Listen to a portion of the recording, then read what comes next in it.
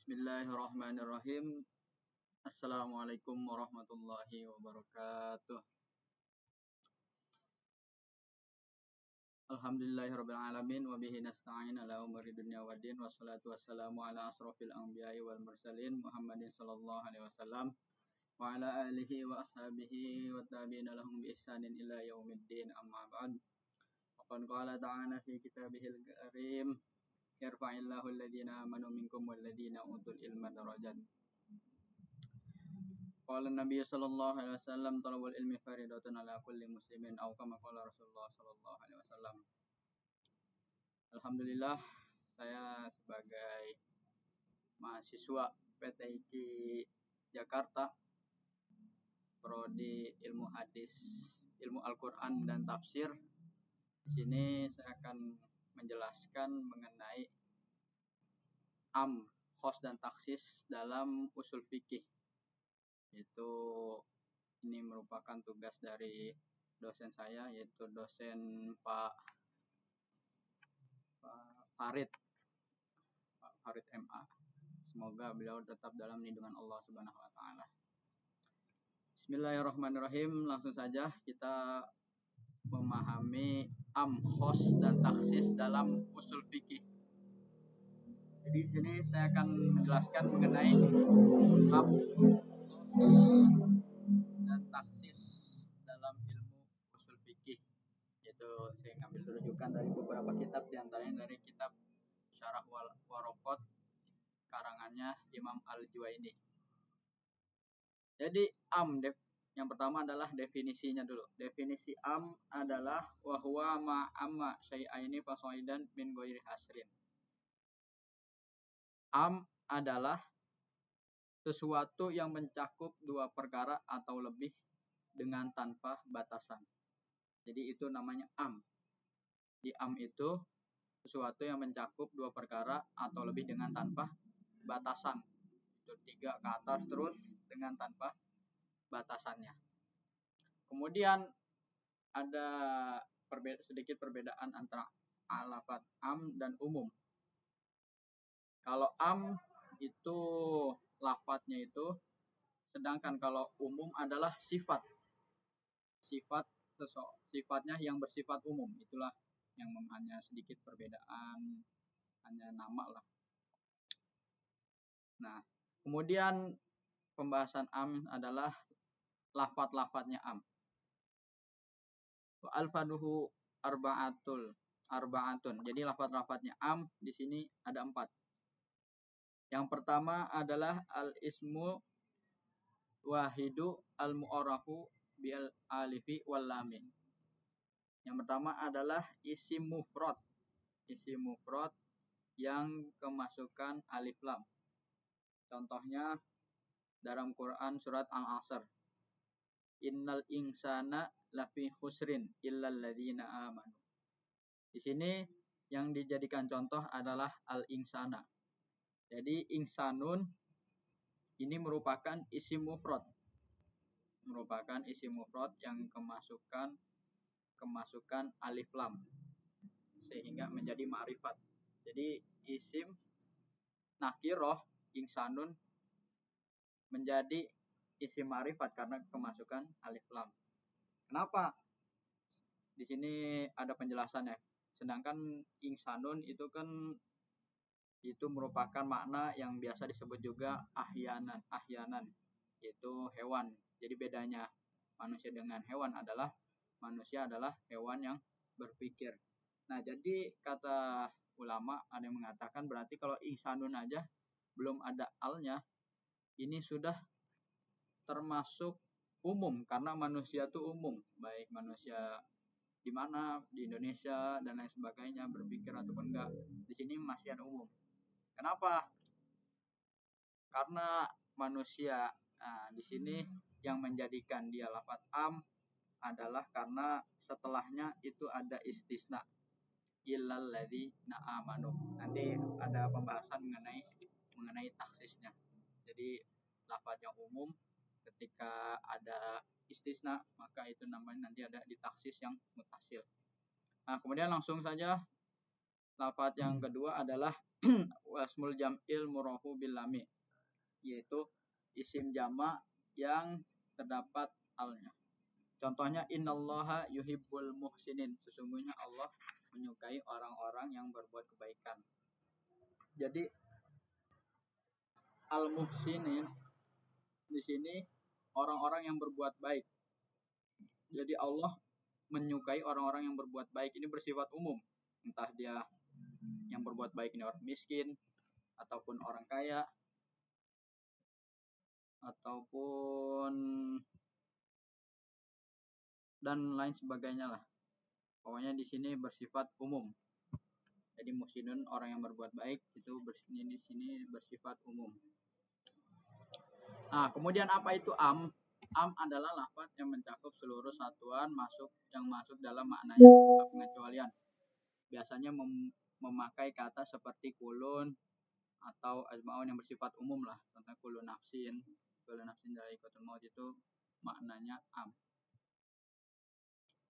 Nah, masih pembahasan am, belum masuk kepada khos. Lafaz yang selanjutnya, yang ketiga adalah la fin nakiroh. Yang selanjutnya adalah la fin nakiroh.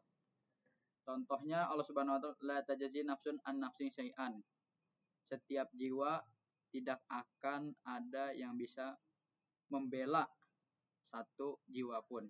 Jadi nanti di akhirat setiap jiwa kita ini sebagai manusia tidak akan bisa membela manusia yang lain, entah itu ibu kita dan lain sebagainya. Jadi di sini la aja sih nafsun.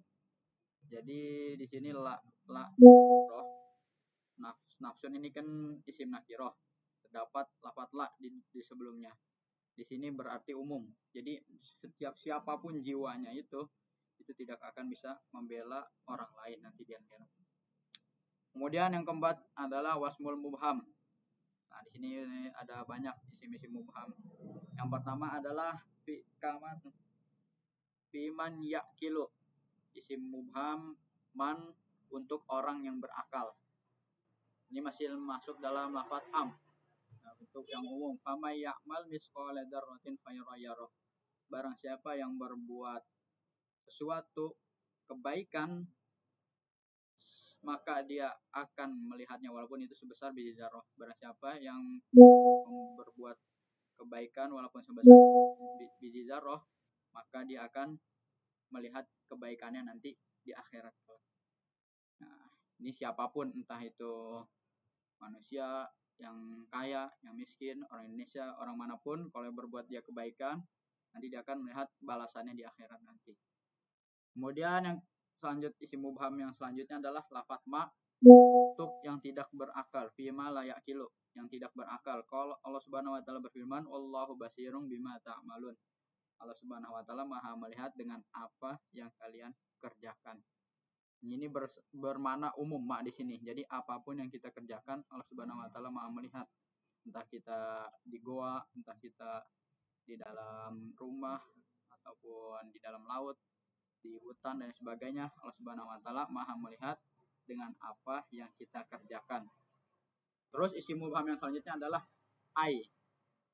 Kalau contohnya ayyama tad'u falahul asmaul husna.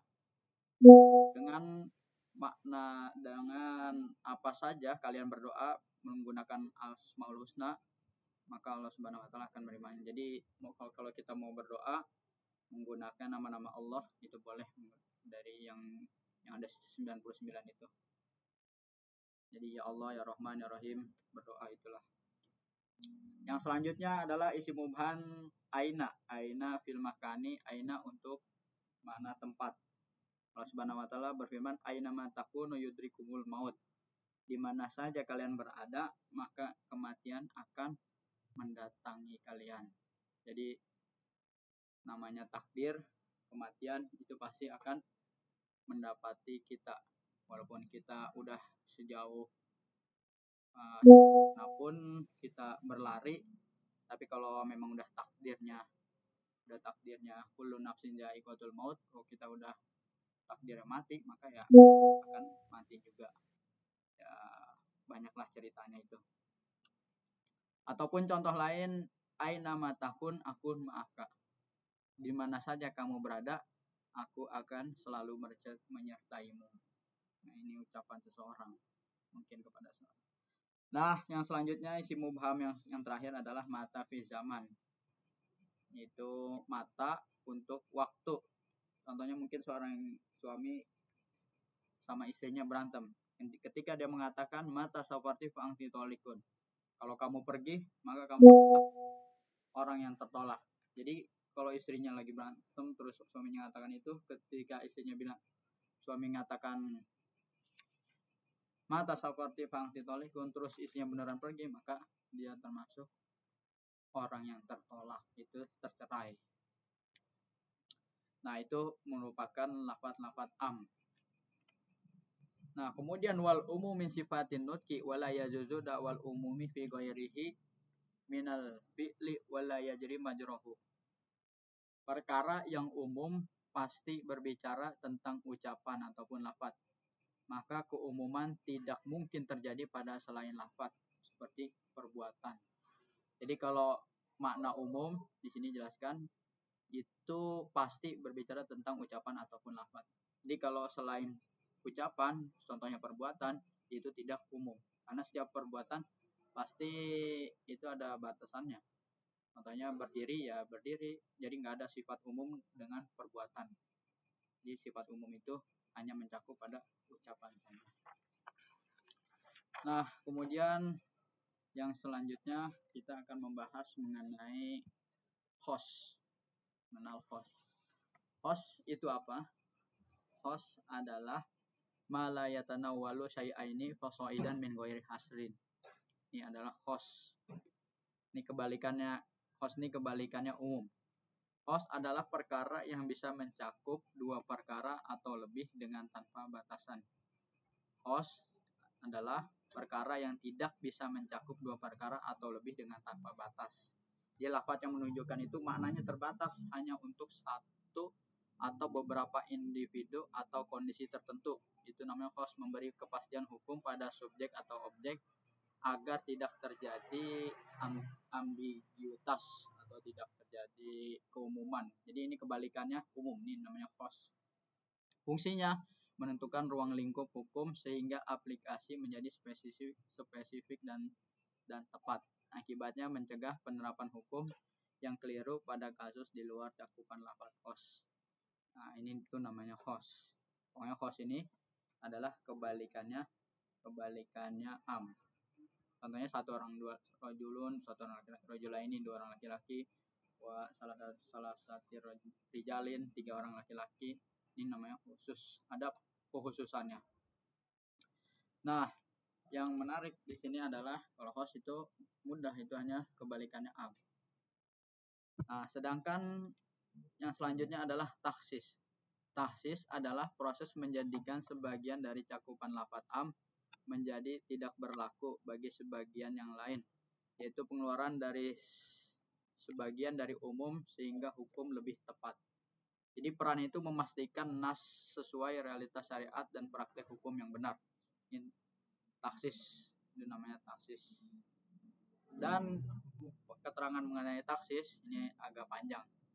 Ada terbagi menjadi dua, yaitu mutasil dan munfasil. Langsung saja.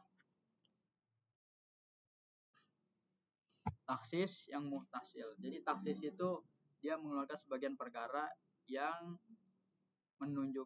ditunjukkan oleh am. Jadi lafaz yang aslinya umum ketika ditaksis maka menjadi ada pengkhususan. Jadi taksis itu pengkhususan sesuatu yang umum.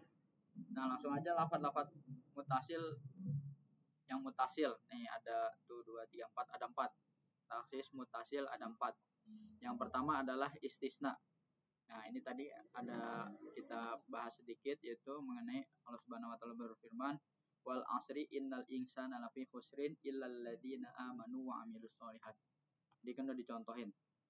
Isi mufrad yang umum itu isi mufrad yang kemasukan al tadi. Itu insanun al-insanun.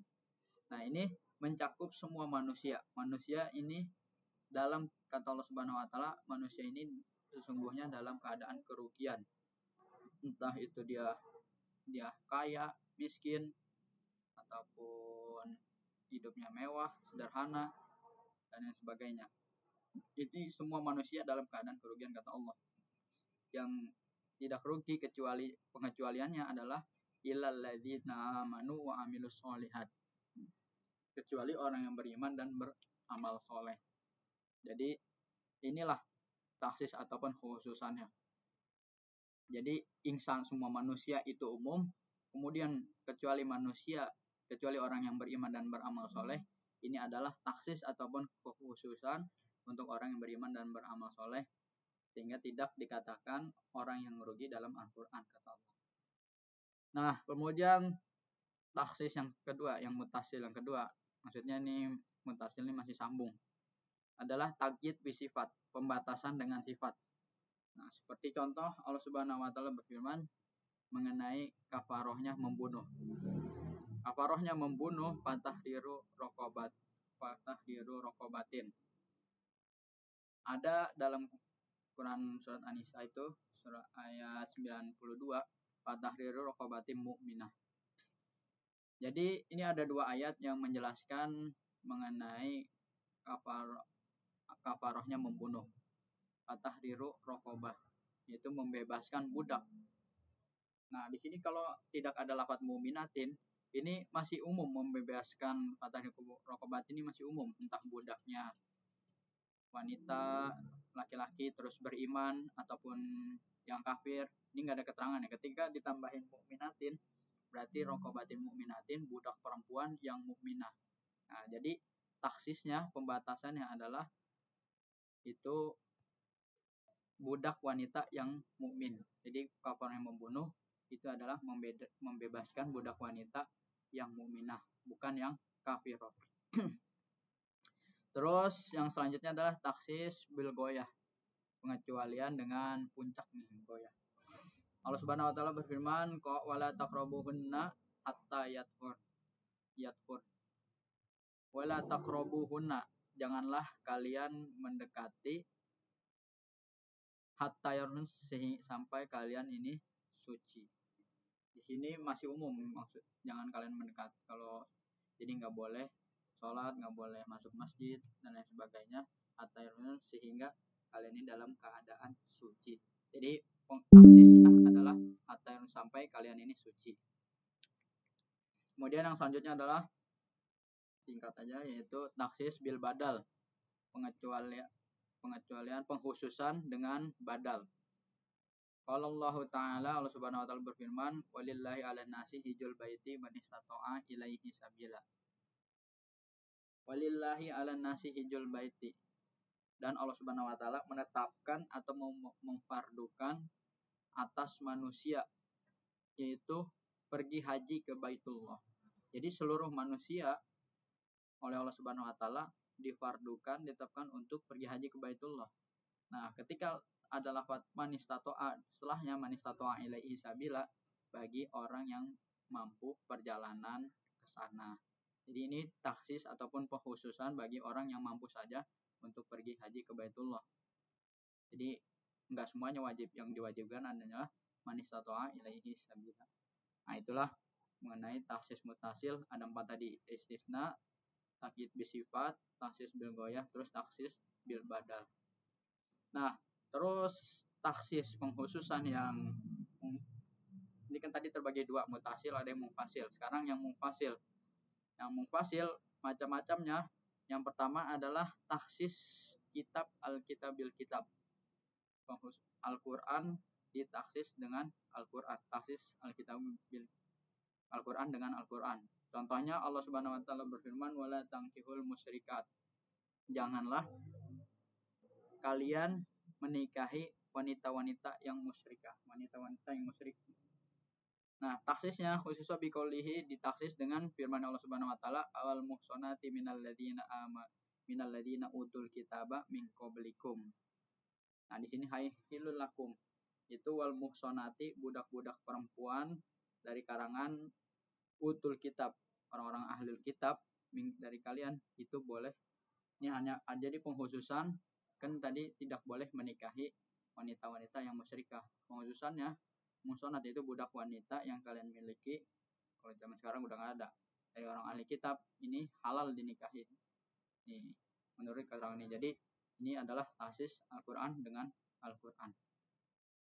Terus yang taksis yang selanjutnya adalah ini yang mungfasil, pisah. Jadi ayatnya itu pisah. Yang tadi wala tangkihul musyrikati terdapat dalam Quran surat Al-Baqarah ayat 221 ditaksis dengan Quran surat Al-Maidah ayat 5. Kalau tadi kan yang mutasil itu masih sambung dalam satu ayat. Nah, sekarang taksis yang mungfasil yang kedua adalah taksis Alkitab bil kitab. Al-Quran ditaksis dengan sunnah, dengan hadis. Contohnya Allah Subhanahu wa taala berfirman yusikumullahu fi auladikum lidzakari mislu hadil unsayain. Allah Subhanahu wa taala mewasiatkan bagi anak-anak laki-laki bagiannya adalah sama dengan 2 kali lipatnya 2 orang perempuan. Jadi dalam ilmu ahli waris itu satu laki-laki, anak laki-laki bagiannya sama seperti 2 anak perempuan. Ditaksis maksudnya dikhususkan. Jadi di sini masih umum, masih mencakup baik anak itu laki-laki ataupun Islam, ataupun bapaknya yang kafir, anaknya yang Islam. Ini kan masih bermakna umum, nggak ada keterangan di situ. Nah, di sini ditaksis dengan hadis Sahih Bukhari, yaitu la yarisul muslimu al kafiru wal kafirul muslim. Jadi orang muslim tidak mewarisi kepada orang kafir, begitu juga orang kafir tidak mewarisi orang muslim. Jadi kalau bapaknya Islam, anaknya kafir, jadi anaknya tidak bisa dapat warisan. Begitu juga bapaknya kafir, anak Islam tidak bisa dapat warisan. Terus taksis yang mufasilan selanjutnya adalah taksis sunnah bil kitab, yaitu taksis hadis dengan Al-Quran. Jadi yang aslinya hadis sunnah ditaksis dengan Al-Quran. Contohnya taksis hadis Husain, itu mengenai hadis layak balullah salata ahdikum idza ahdasa hatta yatawaddoa. Allah Subhanahu wa taala tidak menerima salatnya seseorang sehingga dia berwudu. Jadi kalau seseorang itu enggak mempunyai wudu, maka salatnya tidak akan diterima. Jadi salah satu syarat salat adalah bersuci, yaitu berwudu. Nah, ditaksis dengan Al-Qur'an pengkhususan, yaitu wa in kuntum mardo aw ala safarin fa iddatu min ayamin ukhra walal ladzina yutiqunahu fidyatun ta'amu miskin sampai ayat falam tajidu ma'ang fatayammamu sa'idan thayyiba. Itu dalam Quran surat An-Nisa ayat 43. Jadi kata Allah Subhanahu wa taala, jika kalian sakit atau dalam perjalanan yang panjang yang menempuh 2 marhalah atau 83 km, di sini kalau tidak menemukan air, bagi orang yang safar susah menemukan air, ataupun orang yang sakit bisa menggunakan air tapi tidak ada air tapi tidak bisa menggunakannya. Karena orang yang punya penyakit kulit ketika terkena air malah tambah parah. Nah, maka di sini ada pengkhususan oleh Allah Subhanahu wa taala, diperbolehkan dalam Al-Qur'an, yaitu fatayammamu sa'idan thayyiba, maka bertayamumlah dengan debu yang suci. Jadi bukan hanya wudu aja. Kalau tadi kan Allah Subhanahu wa taala enggak menerima salat kalau enggak wudu, tapi kalau bagi orang yang sakit enggak bisa menggunakan air, boleh tayamum, atau orang yang safar tidak menemukan air boleh tayamum menggunakan debu yang suci. Terus taksis sunnah bis sunnah. Taksis sunnah hadis dengan hadis. Contohnya hadis Sahih Bukhari fi masaqati sama'u al-usru. Itu mengenai hadisnya bahwasannya orang yang ketika dia tanaman, jadi ada zakatnya tanaman yang diairi dengan air hujan, bukan dari desel, bukan dari sumur sendiri, jadi air nggak melalui usaha lah, dari air hujan gitu. Itu zakatnya adalah 1/10 fi masaqati sama'u al-usru, 1/10-nya. Nah, di sini ditaksis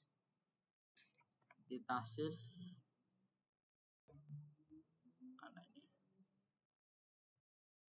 Nah, ini tadi taksis kitab bil kitab udah.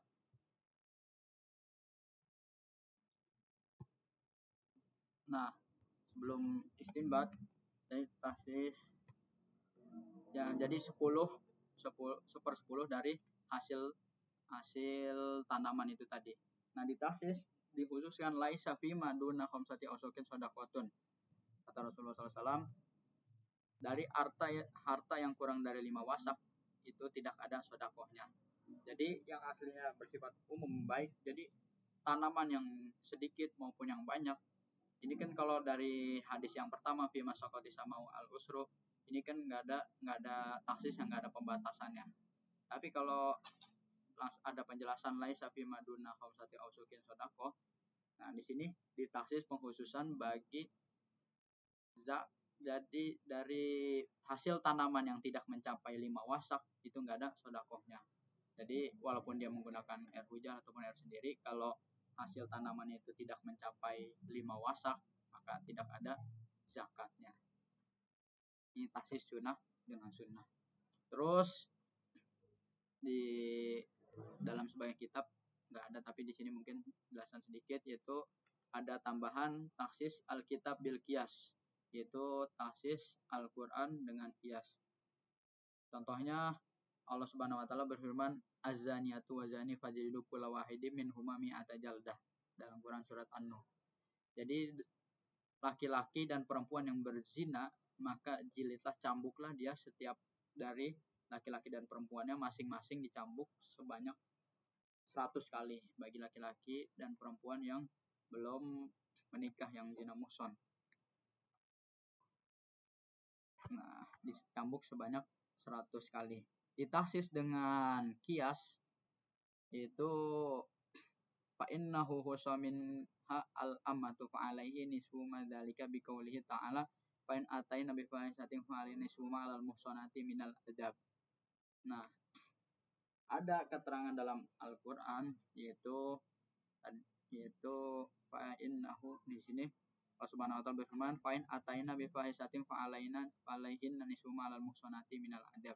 Jadi bagi budak perempuan yang berzina itu hukumannya setengah dari hukumannya orang yang merdeka. Jadi kalau kita nih yang merdeka itu ketika berzina cambuknya 100 kali. Ketika di sini hanya amah di sini yang ada keterangan dalam Al-Qur'an, itu muhsanat, budak perempuan. Ini cambuknya sebanyak 50 kali. Terus bagaimana dengan budak laki-laki? Maka budak laki-laki di sini dikiaskan dengan budak perempuan. Jadi sama, fal abdu fal kiasu alal amati fin nisfi aidon. Jadi budak laki-laki dan budak perempuan ini hukumnya sama karena dikiaskan. Jadi budak sama-sama budak gitu, dikiaskan. Jadi hukumannya sama-sama 50 kali cambukan, setengahnya orang yang merdeka. Terus yang terakhir adalah taksis sunnah bil qiyas. Taksis menghususkan hadis ditaksis dengan qiyas. Qiyasnya para ulama. Qauli sallallahu alaihi wasallam, seperti firman Allah, seperti firman sabdanya Rasulullah sallallahu alaihi wasallam, lil wajidu yahillu urduhu wa umbatihi rawu Ahmad wa Ibnu Majah. Wa hadza fi ghairil walidi ma'a waladihi. Nah, di sini bagi kita ini, bagi seseorang itu halal kehormatan dan ukubatihi. Amma huwa fa innahu la hilu irduhu wa ukubatihi kiasan ala adami qauli ufin sabitu bi qaulihi ta'ala fala taqul lahuma ufin. Jadi kalau seseorang yang mempunyai hutang sama kita ataupun apalah, itu kita kehormatan dia ataupun hukuman bagi dia itu halal. Jadi kalau orang punya hutang itu halal di kehormatan itu. Tidak boleh tagih depan umum kalau memang susah bayarnya dan sebagainya lah.